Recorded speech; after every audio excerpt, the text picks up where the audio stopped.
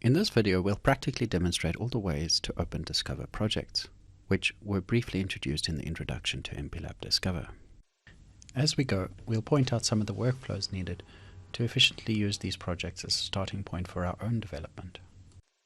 The board that I have happens to be an AVR128DA48 Curiosity Nano, so let's search DA48 under Device to narrow it down. There's not much on this board except an LED and a button, so let's search LED under Description. Hovering over the descriptions gives us a tooltip with a full description. In this case, we are dimming a LED using a PWM signal. Clicking on the example opens the user guide. Scrolling down to the end of this particular one, we have a GIF which highlights what the example does. It's quite distinctive, so will be quite useful for us to demonstrate the project is running. If we add to our list, we can see we have all the different options here for this particular project. We can also download. And here you can see that this is an MPLAB X IDE project. Alternatively, we can open with MPLAB Express or open with GitHub. So let's open in Express. If we're not signed in, we'll get prompted to sign in with a Microchip account. If you don't have one of these, here's the link to register.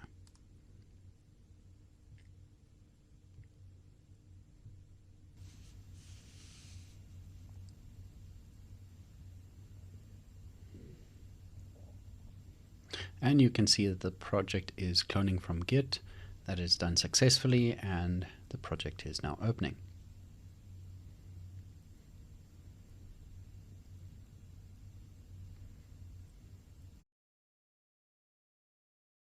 So here is our project, and let us run this. So make and program, build a successful, clicking on Curiosity, saving, and you can see that the project is running as expected.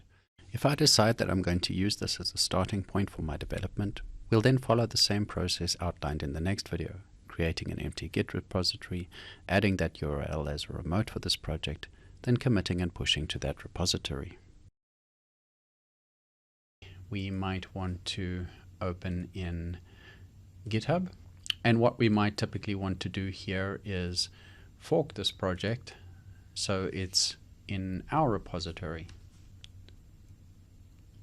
So from here we can copy this URL and then file, clone git project. There's a warning to replace the current project. Then we enter our git URL, username and password. Cloning from Git.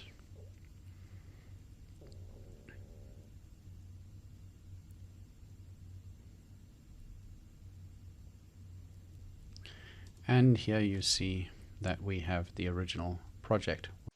So as mentioned, we cover Git integration in the next video.